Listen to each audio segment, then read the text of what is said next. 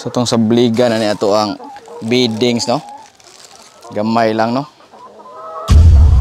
Mura ni sig apog guys, pero dili ni apog. Bubod lang na to diha.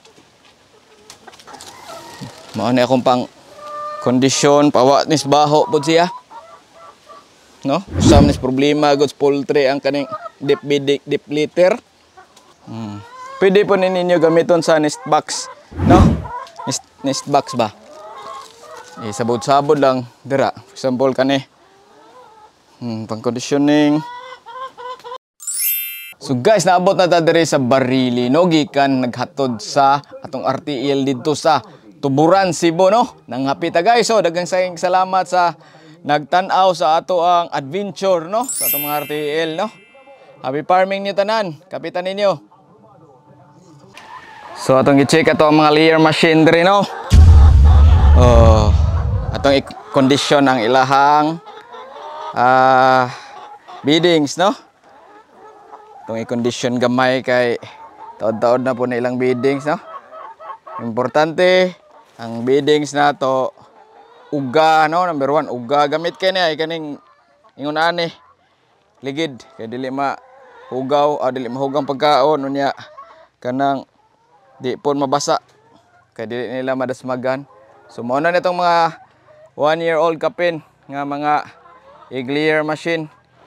Dere o na dere sa ako ang loyo nagitlog. Kulik tag usa. What na pabaka ni? Looks like wala na di ay.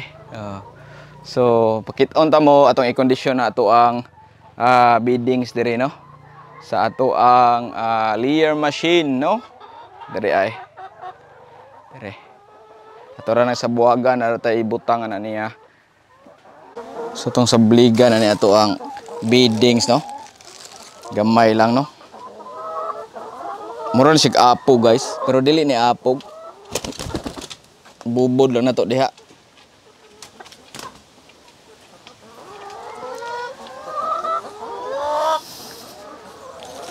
Ang kondisyon gamay ra.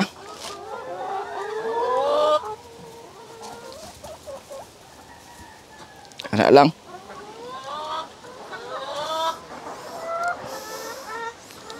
Kaon na pala labi ng ilaw aneng kuan to ang tubigan.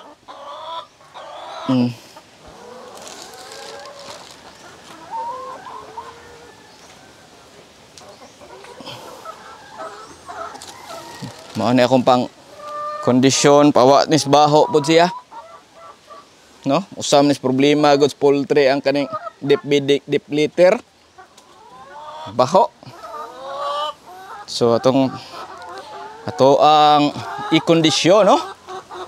Simple ra kay ni pero effective kay ni guys. Gamay lang ninyo, oh. Na lang.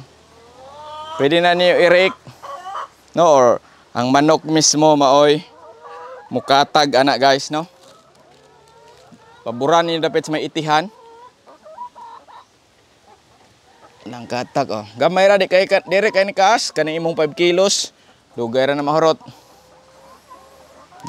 Dugay na ganyan akong 5 kilos. Dari karon ako ng ka-video.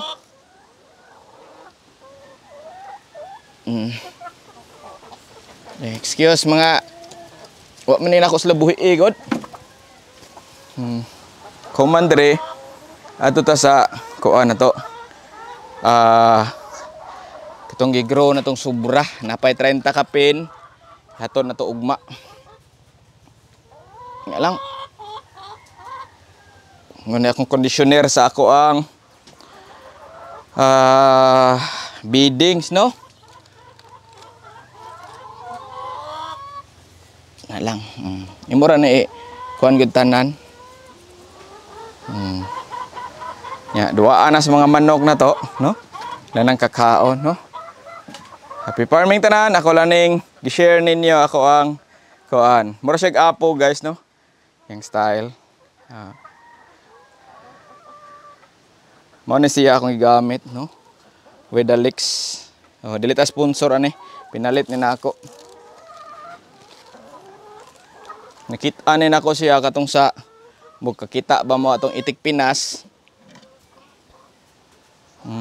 Pwede po ninyo gamiton sa nest box, no? Nest box ba? Sabod-sabod lang dira. For example kani pang conditioning gamay lang.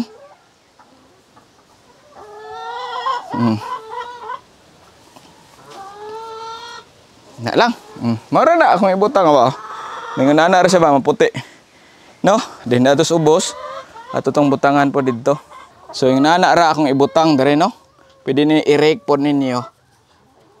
Pero ma-mix up ra na sa ato ang manok no. Happy farming tanan. No, makawa ni siya baho, maugang inyong substrate og kuan. Dali ang inyong bedding sa tipasi no.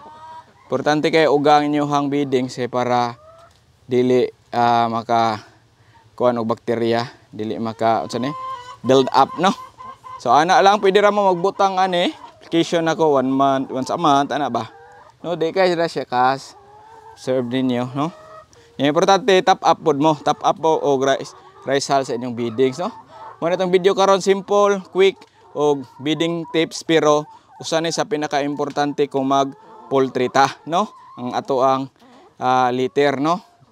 Sa ato ang mga manok labi na kaning ako mga cage spray na usahay karon di nako pagawson kay bati kayong panahon no. So ako lang sa silang pastihon dire nya mang itim mapundok. So di gina malikayan labi na dire sa ilahang kuan area Batuganan. So mao ra na atong video karon no. Hinaton ta nakatabang tanin niyo og happy farming tanan.